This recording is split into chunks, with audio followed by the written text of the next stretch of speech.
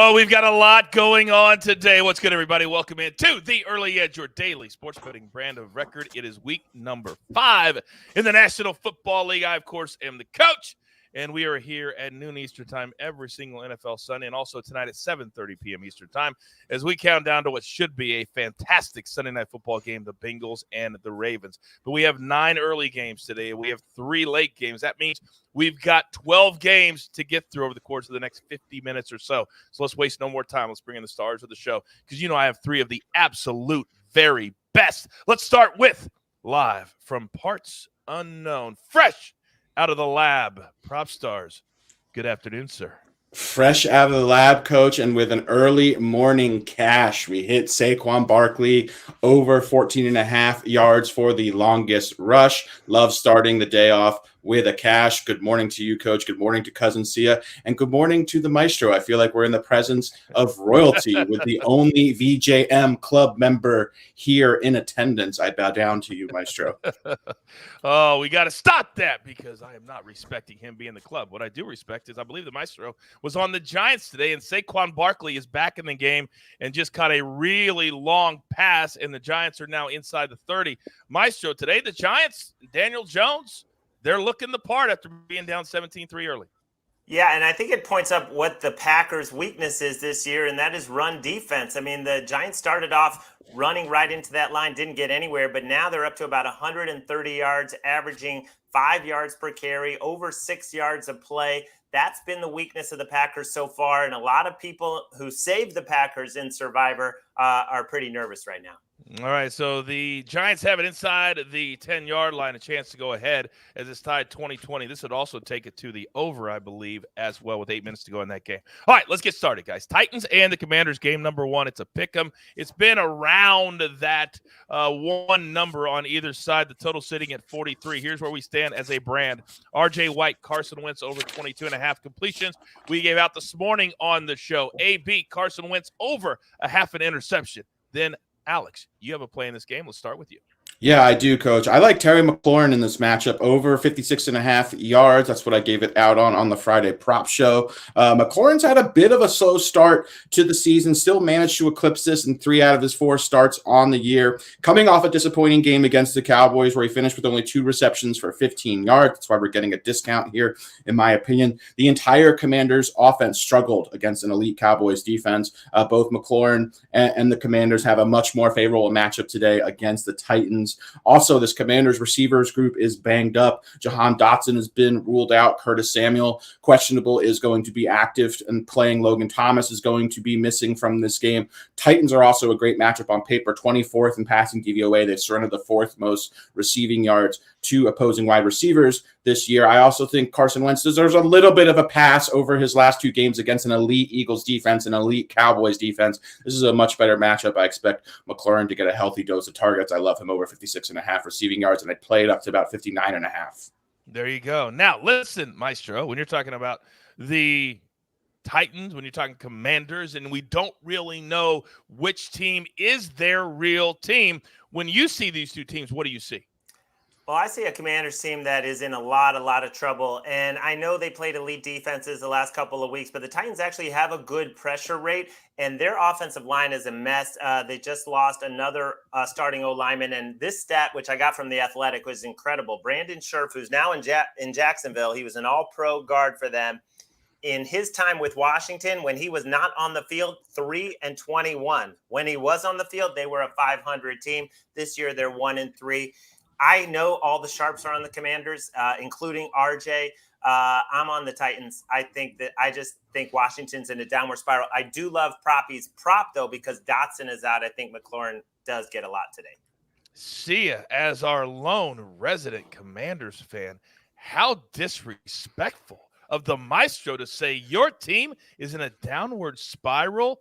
Speak for yourself. Well, they are until today. Frankly, because we're always playing the spot, right? I was very vocal about betting against Washington last week. I was very vocal about betting against Washington the week before last week. But this is a really good spot to take a team that everybody thinks is really bad. And frankly, they're actually kind of an average team. And it's a really good matchup against the Tennessee Titans because they are not going to bring the same type of pressure that we saw with Dallas, with Philadelphia. You've got Carson Wentz I like the McLaurin prop, by the way, but he's got other weapons at his disposal, including Curtis Samuel. Oh, and by the way, if you want to value a narrative in any game, it would be this game with Brian Robinson actually active and will be playing in this game. So he's got his full complement of running backs. And frankly, this offense now without Treylon Burks, it's just not very threatening. As long as you can stop Derrick Henry, you can stop the Tennessee Titans. I expect Washington to win this game. All right. Very good. You heard the man. And he's also the same man that cashed what was that, plus 6,600 Tom Hoagie first round leader this week? Thanks for bringing that up. 60-1, actually. So to be fair, plus 6,000, but it was my main first round leader play, and it did cash, and it was big time. Boom! You're damn right it's big time because you're big time. Alex, go. Two things I wanted to hit on really quickly in this matchup. Glad to see you brought up Brian Robinson. You can get his anytime touchdown, I think hovering around between plus 150 and plus 250. It's kind of all over the place. I know it's been bet down a bit. His 2 touchdown prop, which I believe is worth a tiny sprinkle. You can get around plus 500 odds. I definitely think Brian Robinson is going to absorb all those goal line touches in this Commanders offense. Furthermore, on the other side of the ball, Sia also mentioned Derrick Henry. The one thing the Commanders do well on defense is they stop the run. They're 5th in rushing DVOA. This is actually a very tough matchup for Derrick Henry today. All right, very good. Another running back that's not having a hard day is Saquon Barkley. He just scored for the New York Giants, and they are now, as Brian Daboll's walking up and down the sideline, slapping guys on the head. I want to play for this dude. They're up 27-20 on the Packers. Yes, Alex? I just want to give a lot of credit to Brian Daboll. If he's able to hold this win, go 4-1 with this Giants roster, this wide receiver core, it's basically the Saquon Barkley's on offense. Just tip of my hat to that guy. I think he's done a phenomenal job as head coach of the Giants so far. And by the way, thanks to Prop Stars, we've already cashed one ticket today. Saquon Barkley, longest rushing attempt. Now, we're going to throw some of these plays up here, and you may say, Coach, that number's different, or Coach, that number is not right. A lot of these, we tell you all the time, to watch these shows live, and you get those numbers. So some you can still get, some you cannot, but we're going to give you all of them. All right, that's game number 1. Now, this next game, 2 big-time team names, but one is rebuilding, and the other one is a Super Bowl favorite. We're talking about the Bills at home. Huge number here, minus 14. It's a brand. Mikey's on the under 47. RJ White's on the Steelers team total under. We believe the game script should be the Steelers struggling. Uncle Dave's on Najee Harris under 71.5 total yards. And then AB is on the team total over 29.5 for the Bills. So, see, I know you have a play in this game. Talk to me.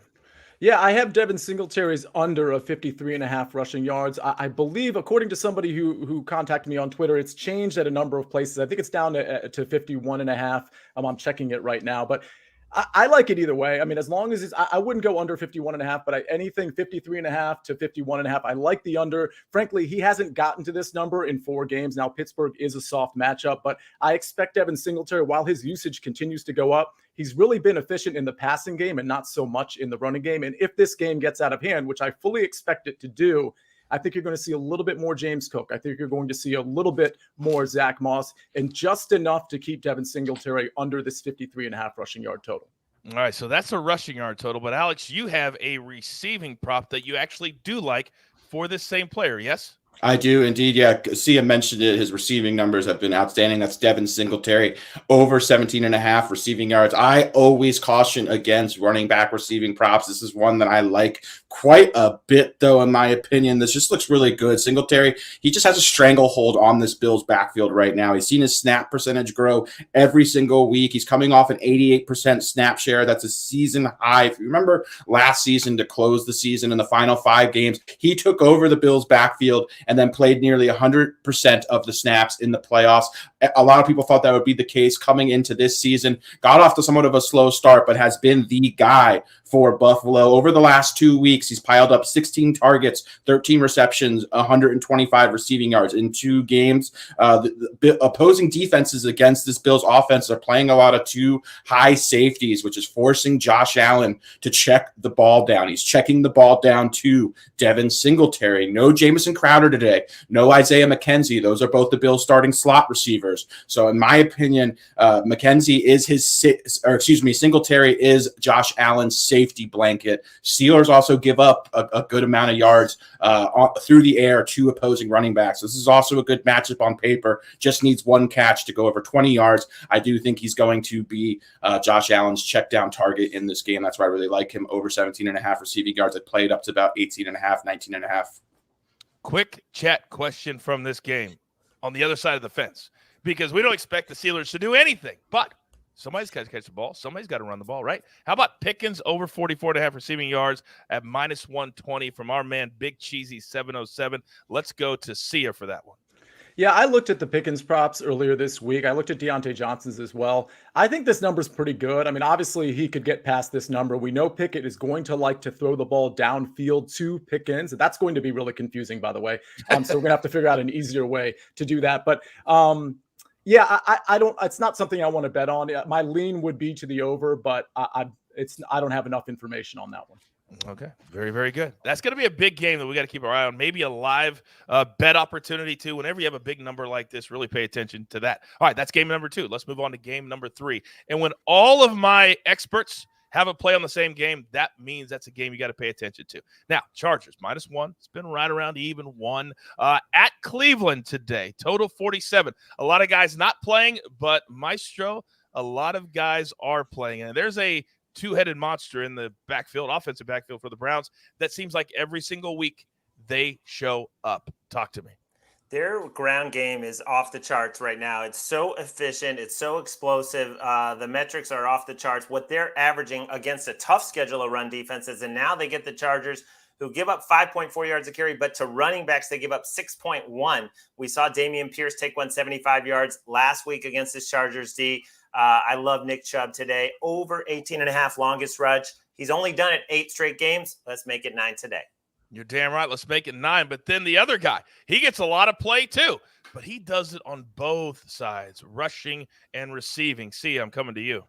Yeah, I've got Kareem Hunt over 63.5 rushing and receiving yards. Now, I'll tell you, this has actually moved down to 62.5, which I obviously still like since it's a lower number. And just to let the record reflect that the Devin Singletary rushing yards prop, it's now 52.5. So it has moved in my favor, but 52.5 is obviously still a good number there.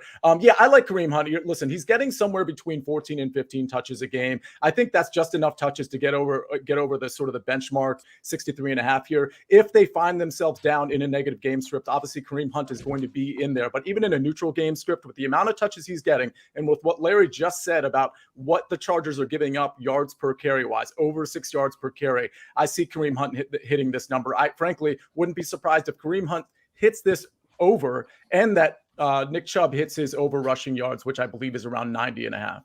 Then that means they're going to have one of those classic dominant on the ground performances that they have been known for lately. They really, really have. So we have Chubb, we have Hunt.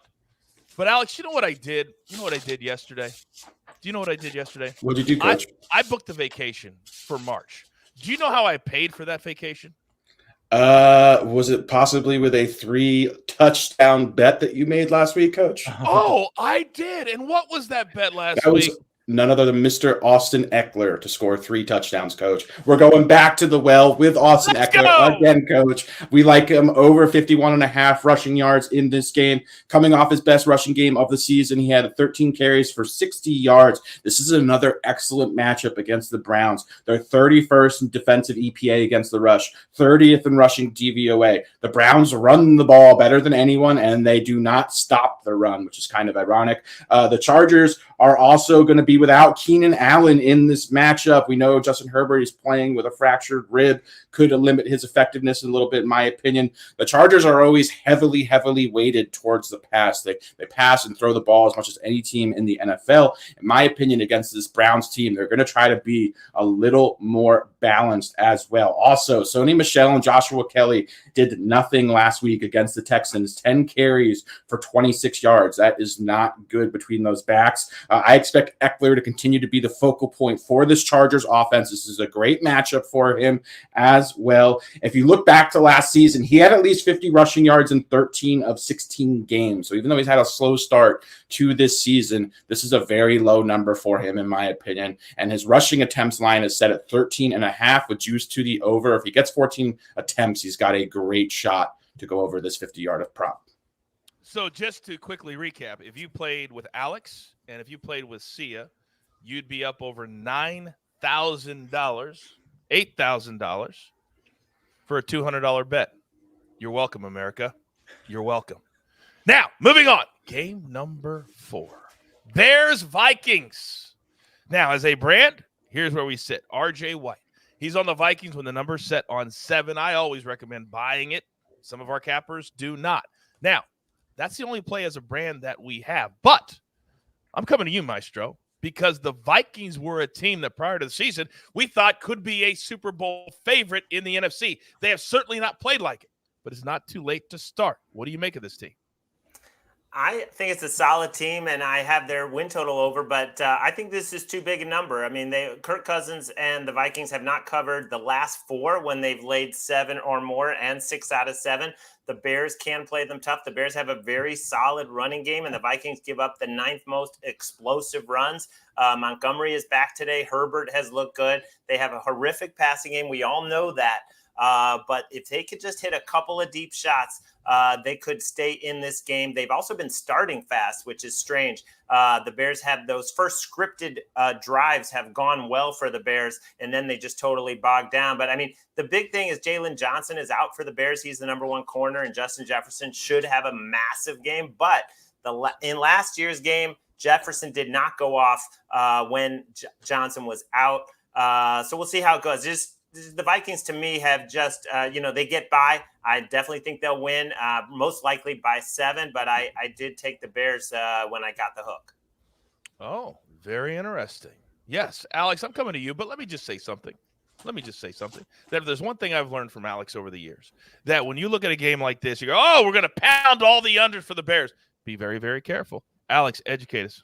Yeah, absolutely. I'm really glad Larry brought up the whole Jalen Johnson, Justin Jefferson thing. This Bears team obviously has been a mess on both sides of the football. One thing they've done really well on defense is they've shut down opposing number 1 wide receivers. So far this year, they are number 1 in DVOA against opposing number 1 wide receivers. So it's going to be very interesting to see Justin Jefferson in this matchup. Without Jalen Johnson, you would think this would be a matchup that he'd be able to go off in.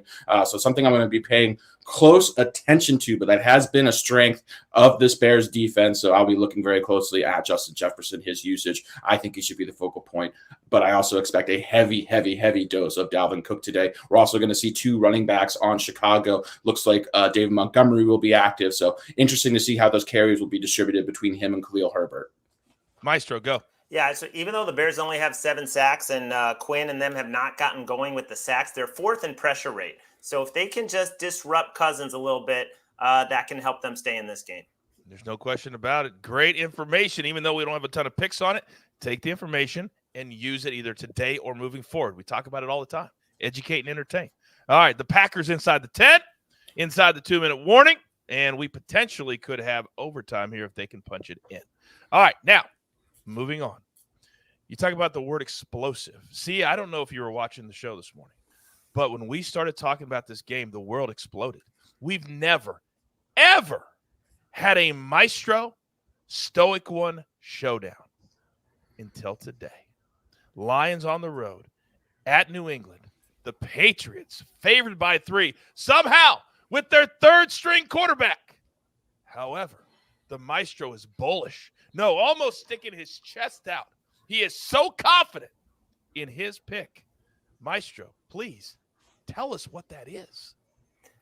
I'm on the Patriots. I mean, RJ's going to, the hill he wants to go to is Jared Goff and the Lions. I am with the Patriots. They're just going to run on the Lions. The Lions give up 5.4 yards a carry. The Seahawks put up 48 against them. Jared Goff outdoors. I wish the weather was going to be bad. It's not going to be bad, but it's still outdoors. His numbers, the turnovers go up. The efficiency goes down. His cover rate goes down. I think this is the game that the Lions are not as competitive. I love the Patriots in this spot. I'm 1-3. Their losses to the Packers, Ravens, and Dolphins. They've played a tough schedule so far. They're going to run all over the Lions.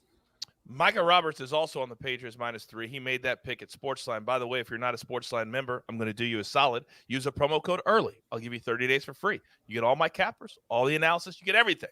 And then you'll be playing with house money after that. If you'd have been a member, you could have been up over $8,000. No problem. Now, see, let me come to you because you see how confident the Maestro is. And I got a tweet that somebody said they felt like the earth shook when we played that music this morning. Now, is Maestro correct? Or is RJ educating the world that you cannot bet on a third-string quarterback in New England? Talk to me.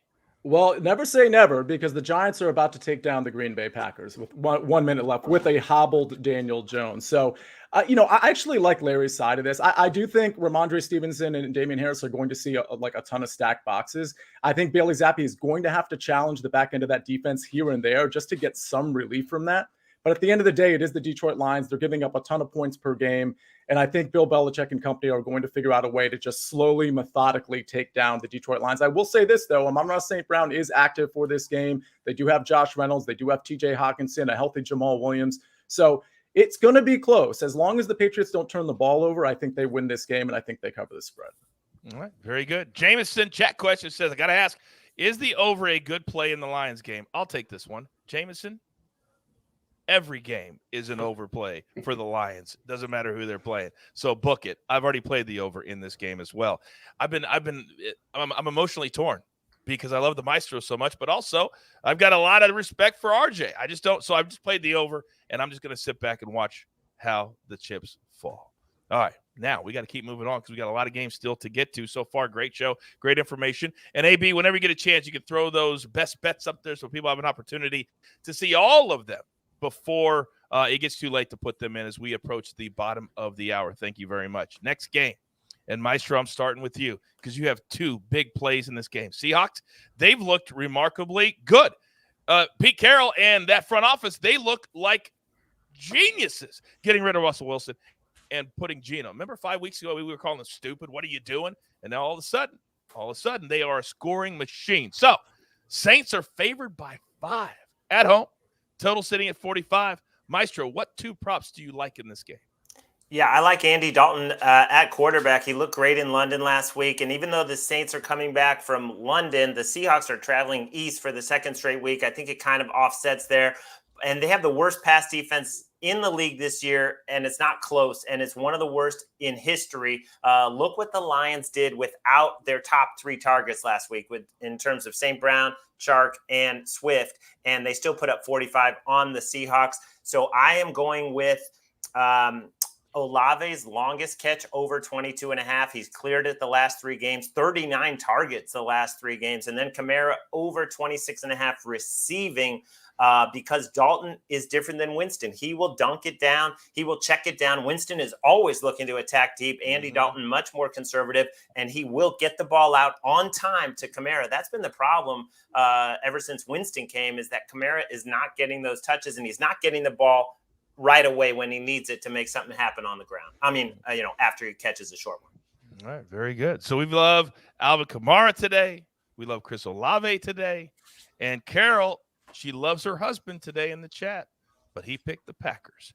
And as Sia just said, that game is 1 minute from being over, and they stopped him on 3 downs inside the 10. And I cannot wait to hear what Aaron Rodgers has to say after this one when you're up 17-3, dominating, and you lose 27-20 to the Giants in London. That's going to be a long flight back, ladies and gentlemen, a long flight back. But Sia, I got to come to you. Because when we look at the different, Maestro or Alex, I'll say all 3 of your names at some point. Alex for this game, because when we look at Geno and we look at these Seahawks weapons, all year we've been saying, wait a second, but they just keep scoring and they look pretty good. What's your take on them? Yeah, Seahawks look really good. I've just been very impressed with Geno Smith. Didn't expect him to be the most accurate quarterback in the NFL through the first quarter of the season. Obviously, we know there's 2 great wide receivers in DK Metcalf, Tyler Lockett, but they're running the ball well. They're a balanced offense. Geno looks good. So, yeah, I like the Seahawks quite a bit. Obviously, the Saints are not a pushover. That's a tough matchup. The Saints team is banged up, though, as we know. Jarvis Landry is going to be inactive today. Michael Thomas is also inactive. So it's basically just the Chris Olave show for the Saints. I like Larry's prop on Olave's longest reception quite a bit. Sia, if I told you that I've already played the over in this game, what would you say to me? I'd say I like the play. I think that's a great play. I think it's going to be a back and forth in this game. I think the Saints are certainly going to be able to move the ball, whether it's Andy Dalton or Jameis Winston against the Seahawks defense. But I don't think we can underestimate Geno Smith at this point. I mean, I think it's probably good for them. I think it's definitely good for them that Russ is out of town, not to just kind of trample on him any more than the internet already has. But I think both teams are going to be able to move the ball. I think a healthy Kamara makes this offense very, very dynamic. And I think Geno, with his top two receivers at his disposal, and Rashad Penny, I don't think there's going to be as much Rashad Penny as we saw last week because the New Orleans run defense is pretty good. But I think Lockett and DK Metcalf are going to have days today. I'm glad you brought up the Russell Wilson thing, Dave, because I've been very, very critical of other professional announcers that decided all of a sudden they're going to have their opinion about him as a person and not him as a player. I think a lot of it's been out of bounds. I've been on national TV for over 2 decades, and there's an unwritten rule. You just don't do that. Now, as you guys have seen, Russell Wilson's been posting the all God give the glory. Sometimes you just got to be quiet on social media. Just take it and move on and play better, because that's not going to do Twitter any good. They're going to come harder at you when you do that. But be very careful what you say about people. He's a football player. All right, let's move on. This game I'm hyped for, because I just don't know what either team's going to look like. Dolphins laying 3.5 on the road at the Jets. Total sitting at 46. Our newest member of the Early Edge team, Katie Mox. She's on the Dolphins when it was -3. M squared, Dolphins -3. M squared, Tyreek Hill, even though he's been on the injury report, over 70.5 receiving yards. We gave out on the morning show. And RJ White, he's on the Jets +3.5. As much as about the Jets as it is about Tua not being on the field for the Dolphins. See, I'm coming to you. You have a play in this game. Yeah, I have Elijah Moore over 43.5 receiving yards at -115. This is down actually to 42.5, and it's juiced to the over. So whether it's 42.5 or 43.5, obviously good numbers there. He caught 3 or 4 targets last week for 53 yards. I expect the targets to slowly go up. I expect Elijah Moore to sort of assume the same role he had last year in terms of being the top receiver for Zach Wilson. Zach Wilson's first game back was last week, 3 or 4 targets. That's great. But I think against this Dolphins defense, which is really banged up in the secondary and which is giving up a ton of yards in the secondary, I think we can expect to see Moore get a little bit more comfortable with Wilson, and we'll start to see 5, 6, 7 targets as these games go by. So yes, Garrett Wilson's going to get his, Corey Davis is going to get his, but 43.5 yards against this secondary in quite possibly a negative game script for the Jets. I think it sets up well for him to get this in 2 to 3 catches, and that's what I'm expecting, over 43.5 receiving yards. Alex, I'm coming to you. Hold tight real quick. I have a fantasy question that I don't want to forget about from Greg. He says, fantasy flex question. Breece Hall, Waddle, or Moser? For me? Yeah, go ahead. Proceed. Oh, okay. It's between Breece Hall and Waddle. Waddle looks to have a clean bill of health, but it is Teddy Bridgewater back there. My lean would be Breece Hall, but it's really close between him and Waddle. Mostert's not in the conversation, even though I expect him to have an okay game. All right, very good. Alex, go. Coach, do you know who's run the most routes in the NFL this season? I'm going to say Elijah Moore. Correct. That's all. I think we just made history. That's the shortest Prop Stars take in the history of the Early Edge. I believe that to be true. Ha! Great information, though. It was great information. All right. Now, this next one. There's a lot of names here. There's a lot of numbers here. And we've got a number. The number is 45. That's how old Tom Brady is, and that's how old he's looked playing quarterback lately. So here's where we stand as a brand on this game. Falcons at the Bucks. Bucks laying 10, total 46. M squared. Now, again, some of these numbers are not available. You got to watch our mega preview. You got to watch our prop specials. You got to watch all of our shows live. Some you can still get. Teaser, Bucks, 2.5. Again, that'd be like 3.5 now, or 4. Teaser with the Packers and the Bucks. That's dead. RJ White, teaser, Packers, dead. Dave Richard, Marcus Mariota. Packers, what are you doing? Aaron Rodgers, what are you doing? All right. Then, Dave Richard, Marcus Mariota throw at least 1 interception. I feel good about that. AB, also on Mariota, to throw at least 1 interception. We feel good about that. And then, see, I'm coming back to you. What do you like in this game?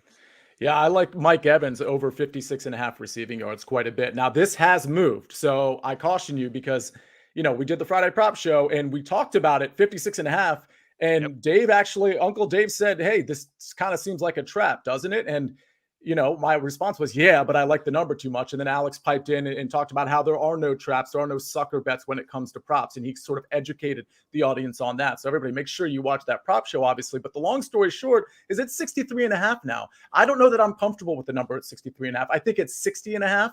I think I might be good there. The problem I have with 63.5 is I don't know when this game is going to get out of hand and when the Bucs defense is going to take over and when Tom Brady maybe lets the air out of the ball just a little bit, maybe towards the end of the third and fourth quarter. But it is going to be Tom Brady day at Tampa Bay. So I expect him to air it out to Mike Evans, to Chris Godwin. This 56.5 number was kind of a joke. Weather is not a factor. Godwin's playing, but he's still kind of dinged up. They don't have Cameron Brate. I think Evans is going to be the most targeted receiver, and I think he can get this 56.5 receiving yards prop, which he has gotten in every single game, except for the one he didn't play because he was suspended. Even the one he got kicked out of, he surpassed this number. So I expect him to get it in 2 to 3 catches.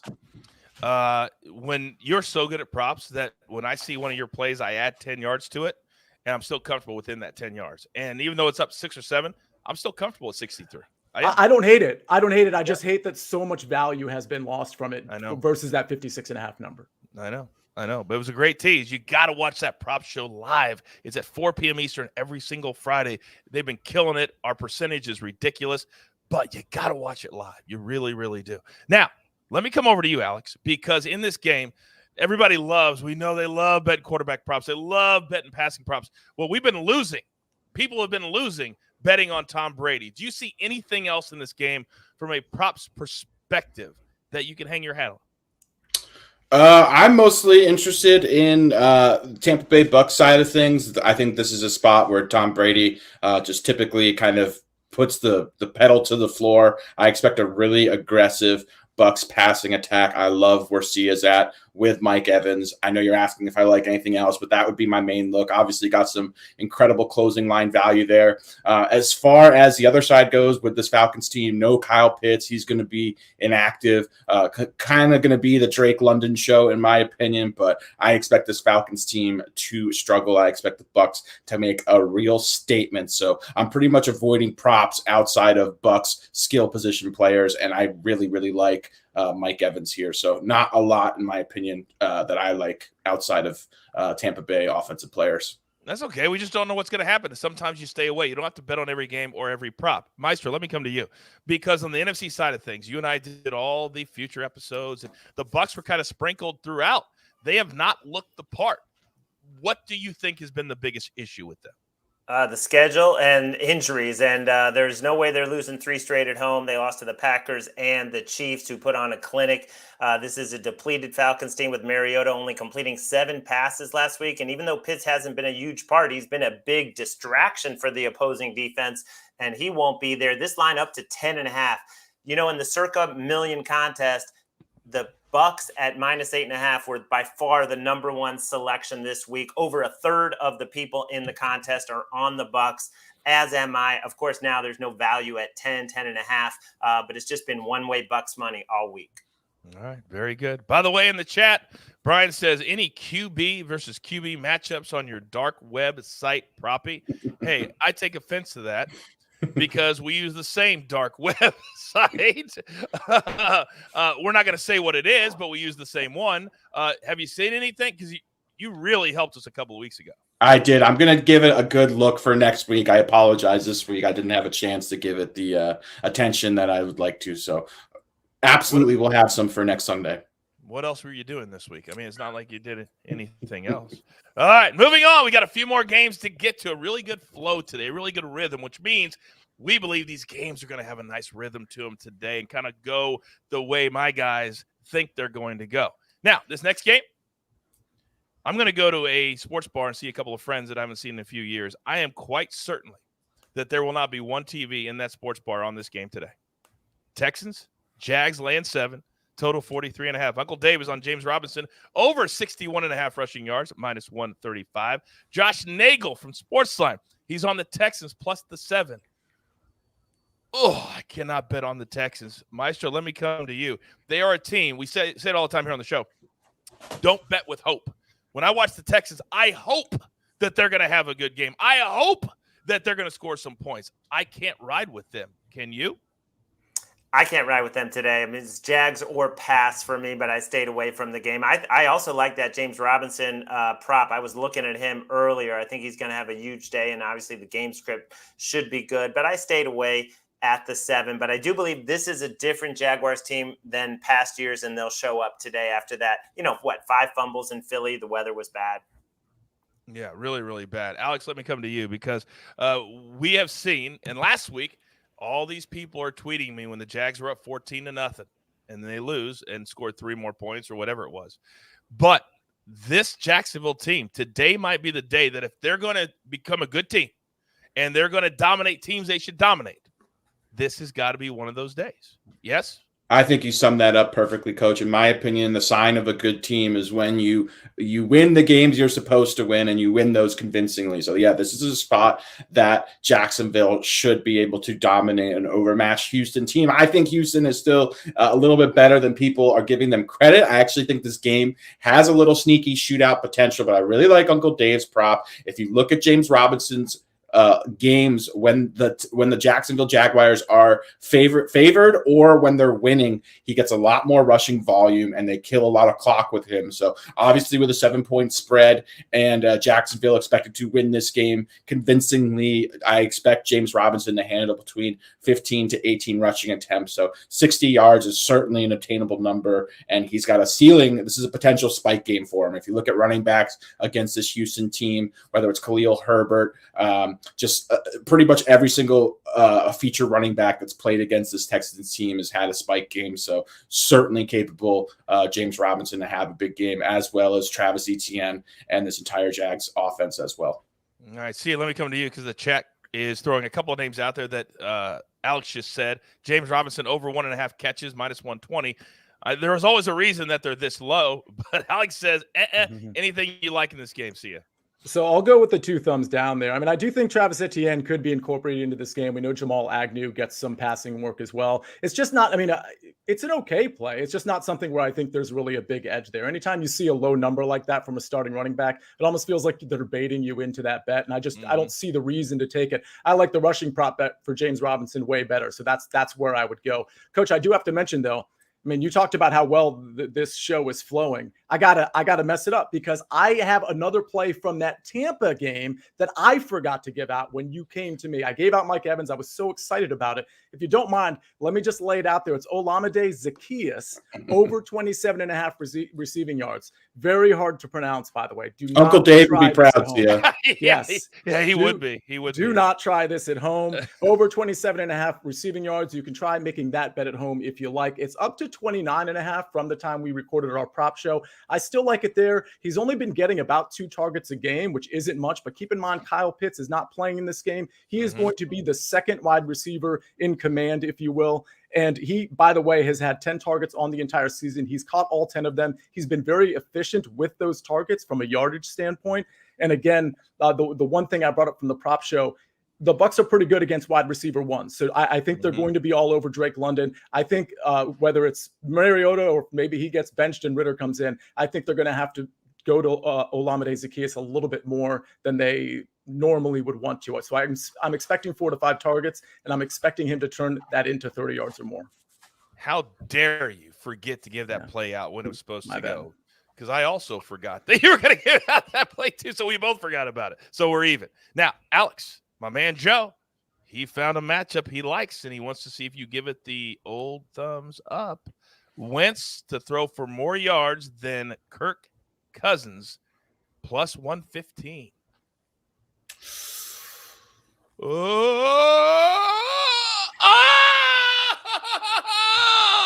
Let's go. Let's go. And why? I know the reason. Tell me why.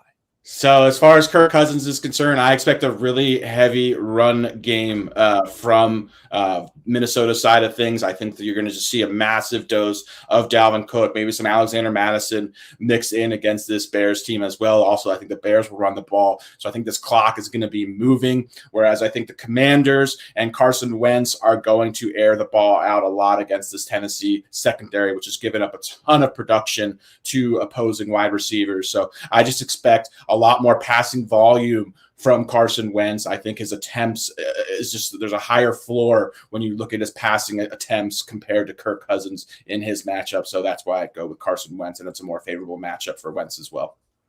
All right, so we got 3 more games to get to in about 13 minutes to do it. But real quickly, I want to hook our man Dan up in the chat. He needs a 4-teamer, and he wants our best play from all 4 of us to fill out his 4-teamer. So quickly go around, just say your favorite play, and let's see if Dan hits it. Mine, Lions over. Whatever number you have it, Lions over. That's mine. Maestro. I'll take if you're going to throw it in a 4-teamer, let's go Patriots money line. Patriots money line. Alex. I mean, my play would have been Saquon Barkley over 14.5 rushing yards, but Look, see ya. We'll come back to Alex. Well, I like Philly a lot, but I'm going to go with Washington. By the way, that line has moved from +1 to Washington -1. So it's moved all the way 3 points now from a few days back. All right, very good. Alex, you have like 1,000 plays. I know. I'm trying to give you what I really like. Let's go Dalton Schultz, longest reception under 15.5 yards. And that's our show. Have a good day, everybody. Yeah. We don't need to do the other 3 games. You're too much, man. I love you so much. All right, we got 3 games to get to. Let's get to the next one. And this is the start of the afternoon slate. The NFL doing us a solid again. 9 early games, 3 late ones. But they're actually not too bad. This one is 49ers -6.5 at the Panthers. Total 40. I learned my lesson last week, Maestro. I learned my lesson when I lost a showdown with you. The 49ers are historically great so far on defense. Zach Attack, though, he's on the Panthers +6.5. Maestro, is he right?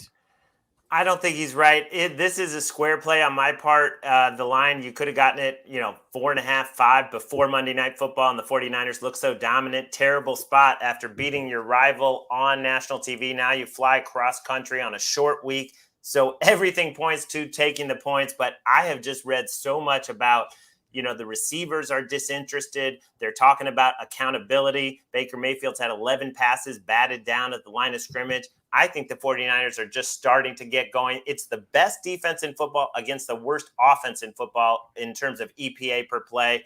I think it's got like 20-10 written all over it, maybe 23-10. So I actually did lay the points, a very square play. Okay. Very, very good. Alex, go. I think Larry hit the nail on the head. To me, in this game, we have the most lopsided matchup of this weekend slate. That is this 49ers defense versus this Carolina offense and Baker Mayfield. Somehow Baker Mayfield is a downgrade compared to Sam Darnold and PJ Walker. This guy looks like the worst quarterback starting in the NFL right now. On the other side of things, this 49ers defense has been phenomenal. One bet that I personally bet, and in my opinion is worth a sprinkle, is for the Panthers to score the fewest points today. As far as any team is concerned, you can get that at +650 odds. Which team? The Panthers? The Panthers. To score the least amount of points in the entire league. Today, yes, at +650. I would get that in now. I mean now. By the way, shout out to Buckets. He's killing this Arsenal-Liverpool game. We've already cashed it in the first half. Good job, Buckets. All right, final 2 games, and then we got to get out of here. And all 3 of you are going to talk on both these games because they're really, really good and they're important. Cowboys, Rams could be the game of the afternoon as far as importance. -5.5. The total at 42. Uncle Dave's on CeeDee Lamb over 5.5 catches. AB's on Cooper Rush to throw an interception. Then let's start with you, Maestro. You also like an interception prop in this game. What is it? Yeah, stayed away from the side, but Matthew Stafford, he just throws picks. 4 TDs, 6 picks this year. One game, he's only had one game where he hasn't thrown a pick, and you go back to last season, it's 5 of the last 6 games he's thrown a pick because he's targeting, Cooper Kupp on every play. 19 targets last week. So the 49ers knew he was throwing a Cooper Kupp. The Cowboys will know he's throwing a Cooper Kupp, and the Cowboys have an excellent pass rush, as everyone knows. I'm not sure about the side here because I think it is a nice spot for the Rams. The Cowboys are at a high and the Rams are at a low, and their only 2 losses, came to elite teams, I believe, in the 49ers and the Bills. So I think the Rams, probably win the game, but I do like Stafford to throw a pick. I got it at, I believe, -120. Now I'm seeing it -125 in that thereabouts. Yeah, I love it too. I just don't think he's right now. Now, Alex, there's another name that through the first 3 or 4 weeks, at least twice that I can remember, we've cashed the under with him, but yet the sports books, they don't seem like they're adjusting enough. Who are we talking about? We're talking about none other than Allen Robinson. We are fading him today, Coach. Under 39.5 receiving yards. This is what Allen Robinson has done so far this year. He has a 7-yard game, 23, a season high of 53, and 12. That is not good over 4 games as well. I think the Cowboys also, their defense is elite. I expect them to generate a ton of pressure against this Rams offensive line, which is also banged up. We've also seen Matt Stafford not be able to handle pressure well at all. Allen Robinson is playing exclusively on the outside. He's running a lot of his routes deep down the field. He's not even getting targeted. And against this Cowboys elite front seven, it's going to be very, very hard to allow those routes to develop. Plus, it looks like Allen Robinson is running through quicksand, in my opinion. He has 2 more targets than Ben Skoranek and is averaging 13 fewer yards per game and running a lot more routes than him. That should tell you all you need to know about Allen Robinson. Dallas is also 5th in passing DVOA. They've given up the 4th fewest yards to opposing wide receivers this season. Allen Robinson is cooked, burnt to a crisp, Coach. El dente. Well done. And that is not. Now, see ya quickly. Cooper Rush, AB thinks he's going to throw an interception. I think he should continue to be the starting quarterback if he continues to play well. Am I crazy? You're not crazy. I mean, if we took the name off the back of the jersey and we just kind of lined them up and we didn't know what either of them looked like, they were just guys out there. I think Cooper Rush would rate out really quite well versus Dak Prescott. So I don't think you're crazy at all. And by the way, this little win streak is kind of proving that he is a nice fixture in this offense. He doesn't really have to do much except for run the offense. And that's exactly what he's doing with all the weapons at his disposal. So no, I think Cooper Rush is great. And that's part of the reason I think this line is a little out of control. I would have opened this line at Rams -3, maybe 3.5. I do agree that it's a good get right spot for the Rams. The problem with the get right spot is it's a bad matchup. So, It's one thing to have a good spot coming off a national televised game where you kind of got embarrassed, but you have a bad matchup now, offense versus defense. So I actually think the Cowboys are going to cover this game. It wouldn't shock me if they won. I don't think the Rams are contenders. I said that before this season. I thought they were kind of a fraudulent Super Bowl team. I thought the Niners should have been in the Super Bowl among other teams, like maybe the Green Bay Packers. So this isn't a good look. It will continue to not be a good look for the Rams. Quickly, Alex. I spend next to no time on sides and totals. I'm 100% props. But how on earth is this Rams team 5.5 points favorites over anyone right now in the NFL, much less a very good Cowboys team with an elite defense? It makes no sense to me. This Rams offense is broken, and I expect this Cowboys defense to be after Matt Stafford all day long. I agree. I don't know how the number is where it is, and if it doesn't move, everybody's going to bet the Cowboys. Maybe it's just one of those days where it's right in front of you. All right, last game. And this one is, let's see if they are indeed the best team, maybe not just in the NFC, maybe in the NFL. Maybe. Eagles laying 5.5 on the road at Arizona. The Cardinals, outside of 2 quarters, have looked a hot mess. But because of those 2 quarters, gentlemen, they're 2-2. They won 2 games somehow. Now, Uncle Dave's on Kyler Murray over 36.5 pass attempts. Emory Hunt's on the Eagles -5. Everybody's speaking on this one. Maestro, let me come to you. Which side would you lean in this game? Definitely the Eagles. Arizona's averaging 4.8 yards per play, which is 28th. Like you said, they've really been, despite 2-2, they have not performed. They missed DeAndre Hopkins so much. And I think those blitzes, Jalen Hurts is going to make them pay for those. I think A.J. Brown's going to have a massive day. I was looking at his catch prop. Didn't play it just yet. But I like the Eagles. The Cardinals, 7 straight home losses, 7 straight non-covers in those losses. That's hard to believe. That is hard to believe, and it's hard to do. Alex, what did you see in the lab on this game today? Quite a lot. I think this is going to be a good game environment for a lot of overs on both sides. I think this has a lot of shootout potential. Love what I'm seeing from this Eagles offense. One guy I really like is Dallas Goedert in this matchup. The Cardinals have been terrible against opposing tight ends this season. I believe they've given up the second or most yardage to the position. Dallas Goedert has looked phenomenal. He leads all tight ends in air yards and average depth of target, and has a healthy target share. That's what you look for in spike games. That's the recipe you want. And this looks certainly like a potential spike game for Dallas Goedert. So someone I like quite a lot in this matchup. One last thing, fly, Eagles, fly. Did you guys notice real quick those 2 or 3 things that you should have written down that he told you to look for when you're looking at this bet? That's what I talk about all the time. Educate and entertain. You got to watch live. You can't just watch the recap screen. See ya. We're going to end it with you. Now, are the Eagles the best team? They're the last undefeated team.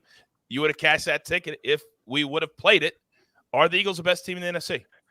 Well, they're certainly the best team in the NFC East, which I had pre-flop before the season started. They're the best team in the NFC right now. They're not the best team in the league. The Bills still have that, but I think they're maybe arguably the second best team in the league. This is going to, honestly, I agree. I like Dallas Goedert. I like A.J. Brown. I like Devontae Smith. I like guys that aren't even playing in this. I like LaShawn McCoy. I like Freddie Mitchell. It doesn't matter. I like Jonathan McNabb. I like them all because Arizona can't stop anybody. They just can't. They can't stop anybody. And by the way, on offense, they have not looked good with the exception of 2 quarters. The Eagles are very good against the pass. So I don't know how Kyler Murray is going to be successful there, especially against a good defensive line and a good pass rush. And they haven't been able to run the ball either. I don't know where they get this offense other than in garbage time, the checkdowns to Marquise Brown and Zach Ertz. That's the only way I see them generating yards, which they certainly can do. But that will be while this game is uncompetitive. I like the Eagles to fly, to soar, to win this game and cover it. Why do I get satisfaction out of the classic Cliff Kingsbury face when he's called every special play he has and none of them have worked? You guys know what I'm talking about. And that Kyler Murray, let's go. You think he does the same thing when he's playing Call of Duty? I wonder. All right. Throw the best bets up there, and we're going to end every show, as you know, asking my guys exactly what's the number one thing they're most looking for in the early games today. Maestro, start us off. Well, there's no question. It's a chance to take down the Stoic one in a showdown. That has to be the number one thing I'm looking forward to. And Bill Belichick, after a loss, his history against Jared Goff on the road, I hope it all comes into play today. RJ White's Venmo is kind of like Bigfoot. We think it exists, but we don't know. But we'll find out today if it does. Alex, talk to me. I have won a showdown against RJ White, and I should have retired after that. So just want to put that out there. Also want to give credit to Sia. Did not expect a Freddie Mitchell reference in this show. I would have put the odds of that happening not happening at probably minus 2,000 going into this stream. So tip of my hat to Sia, and I cannot wait to see my Eagles play and hopefully remain the last undefeated team in the NFL after week 5. I feel like I need to have a backup on standby just in case that game doesn't go as we think for that 7:30 show tonight. Better have a little backup for Alex tonight just in case. See ya. Bring us home. Yeah, I'm looking for the Washington Commanders to bounce back, and they get the Bears next week. They could suddenly be 3-3 and in the wild card hunt. But in that game specifically, I'm looking for Brian Robinson's return, or I should say debut. I think it's going to be a very emotional game for the Washington Commanders, for Ron Rivera and everybody else involved. So I'm really looking forward to that and hopefully seeing a Washington win as well. Did you just fast forward 2 games to 3-3? I did. Yes. Classic Sia with the Commanders. Classic. Oh, we'll win today. The next week we'll move this guy around. Oh, yep. There we go. And we'll trade for I don't know, Jalen Hurts. I think Alex is actually out of trades in our fantasy league now because he's made so many moves already. He's done for the year. All right, what another great show. Don't forget, we'll be live tonight at 7:30 p.m. Eastern Time, counting down to what should be a fantastic Sunday night football game of the Bengals and the Ravens. We'll have sides, we'll have props, we'll have totals, we'll have a donkey, we'll have a goose, we'll have a VJM, we'll have it all tonight at 7:30 p.m. So join us there. But in the meantime, enjoy the games this afternoon, and there's only one thing left to do, and I believe you all know what that is. You've got your marching orders. Let's take all of these tickets straight to the pay window. For my entire crew, love them all. See ya. Prop stars, the maestro, AB on the 1s and the 2s. I am the coach. Tell all your friends. Just turn on your notifications. You don't need any other show, any other brand. We got you covered, top to bottom, right here at the Early Edge. Good luck.